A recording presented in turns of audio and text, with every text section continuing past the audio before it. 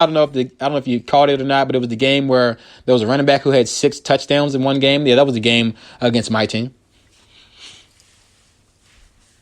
Alvin Kamara had 6 touchdowns against my Minnesota Vikings. We were officially eliminated from playoff contention on Christmas Day, and that was the gift to me from the NFL on Christmas. Thank you a lot, Roger Goodell, for putting that game on Christmas Day. All the games they could have put on, they put my struggling team against a well-oiled machine in New Orleans on Christmas Day. So y'all know the eggnog got turned up a little bit faster after, I don't know, around about the 3rd or 4th touchdown I saw by Alvin Kamara. By touchdown number 6, I was gone. Channel changed. Moving right along. Are we heading to a Packers-Chiefs Super Bowl? I think so. I'm looking at Aaron Rodgers. I'm looking at the Packers. I'm a Minnesota fan. I don't like the Packers, but it is what it is. The Chiefs seem like they just play along with people. Like they just play with people. It feels like they can beat you at any time, and they're just playing around. Atlanta Falcons, man.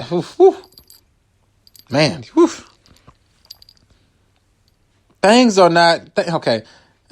Things can be tough for you, and then you can be a Falcon fan. Now that's just downright miserable. All they do is blow leads. It's just the way that game ended was horrendous. Shout out to the Raiders too. Another horrendous ending. Browns Jets. Who blew it worse? Who? Someone said, "Oh, clearly the Browns. They blew it worse. They're fighting for a playoff spot, facing the lowly whack Jets. They should win this game and lock themselves in the playoffs for the first time in over 15 years." Actually, I disagree. I think that the New York Jets blew it worse. What the hell are you doing trying to win football games? You're 1-13. You're right there at the point of getting a quarterback that can change your franchise for the next 10 to 15 years. You ain't had a good quarterback since Chad Pennington. And you got the nerve, like Stephen A. Smith says, the mitigated gall, to win this football game here at the end of the season and hand over the number 1 pick to the Jacksonville Jaguars. Oh, my God. I was sitting there watching the players dance and stuff. I'm like, y'all dancing. Y'all about to have about 10 more years of straight trash. What is going on in New York? I mean, I know the owner of the Jets has got to be sick. He got to be sick. Oh, y'all got another win now? For real? For real? We having more victories now versus the Browns right now? That's what we need to do right now? Instead of locking in getting this franchise quarterback? I'd have benched everybody come 4th quarter. Roger Goodell probably would have called me up like, yo, we can't be doing this on live television. You can't be throwing these games like this. I'd be like, yo, Roger, mind your business, bro. Mind your business, Roger. Because I'm about to get the number 1 pick. We're not about to play around with this. That's me. That's me. We lost. I'd bench everybody. Y'all crazy. Moving right along.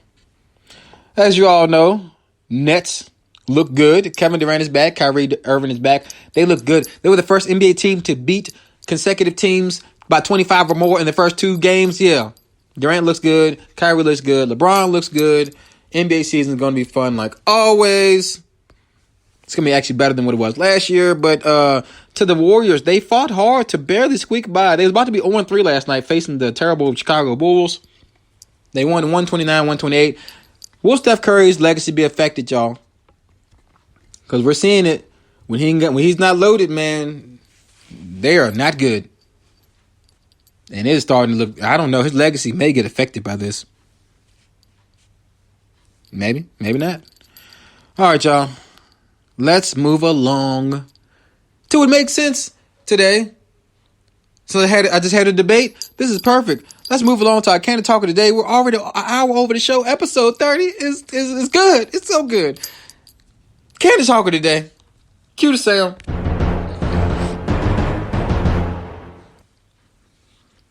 Self-evaluation.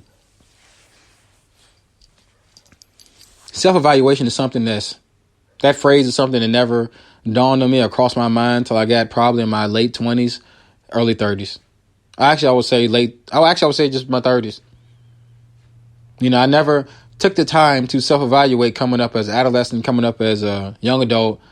I always thought that basically I kind of had, it figured out as far as my thought process, as far as how people should accept me. And I was totally wrong. Totally wrong. There came a point in my life when I was 30 years old where I wondered, why was there certain negative energy in my life? Why am I finding myself arguing with people on Facebook about debates and things? And I mean, like, not your normal debate like I just had with Sean, real arguments to where we're insulting each other and stuff like that. Why are these things happening? Why are people getting angry at certain things I say? Why doesn't everybody like me? I think I'm a cool guy. And then I had a moment of self-evaluation. And it actually dawned on me from a close friend. Sometimes having that real friend, y'all, that will tell you something that's not popular or tell you something that's not going to rub you the right way, it's great to have them. I had a lady friend who loved me dearly.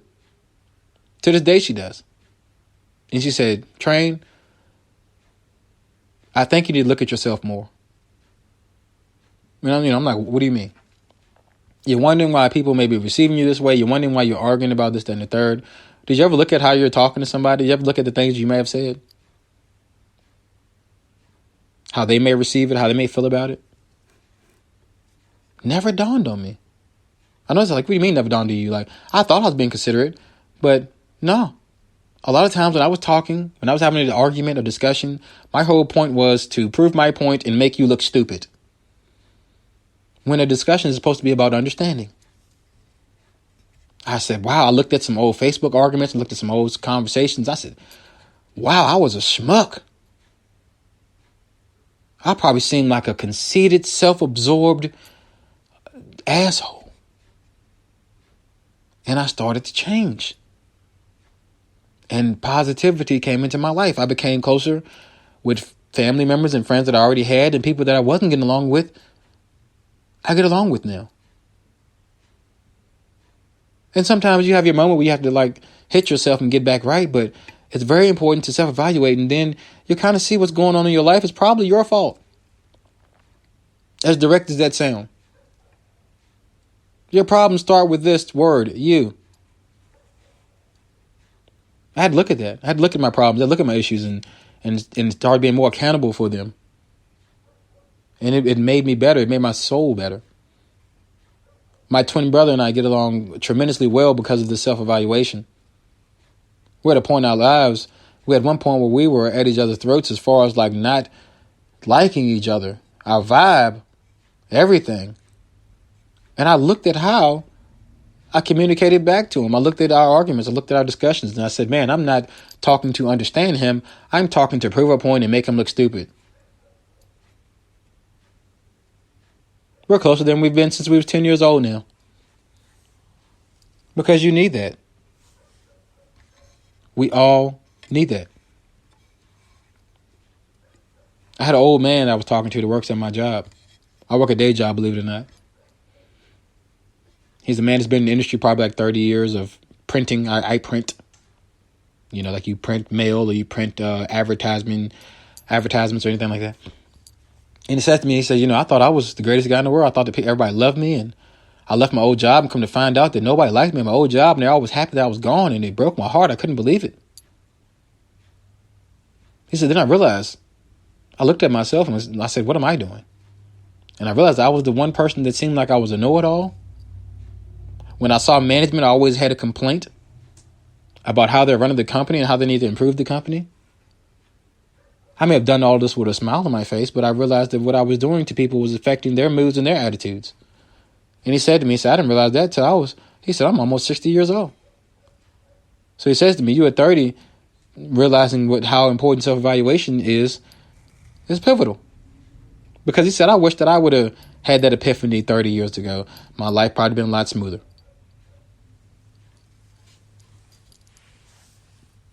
And it's not a one step thing. It's not like you self-evaluate and you change immediately.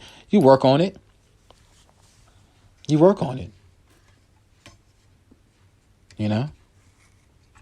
My thing was when I was young and coming up in the comedy game and trying to get on with stand-up. We're just trying to get on, period, in the door. It was all about just jump off the bridge and just get this attention. Attention is the A word. Attention. Let's get their attention. Get their attention. Then you realize, man, you just got to do your work. The attention comes after you do your work.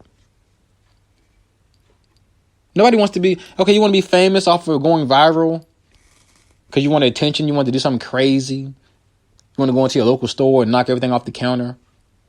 Go viral, million views. You got the attention. Now what? You put no work into nothing. You have nothing. You have no real fan base. You have no real support base is what I called it. What the hell is a support base? I don't have fans. I have people who take time out their day to say they're going, I'll listen to this because it might be all right. Think about that. So that's my message to you all going into 2021. Continue to self-evaluate. Continue to progress mentally. Continue to try to progress physically. Keep up with your health. Stay clean. Wash your asses. Brush your teeth. And that is all for today. We went over an hour, y'all. Episode 30 was a success. That was real right there. Shout out to the comment section. Shout out Cornell Darnell.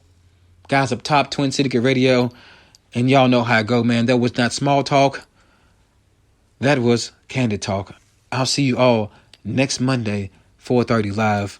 Have a tremendous week. I'll holler back next time, guys. Enjoy your eve.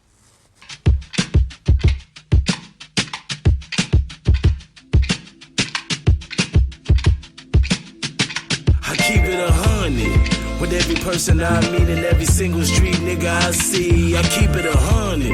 I treat the women like they supposed to. They love to spend time around me. I keep it 100. The haters explain why I love to live life just being me. I keep it 100. What? Nigga, please, the money's the only thing I see.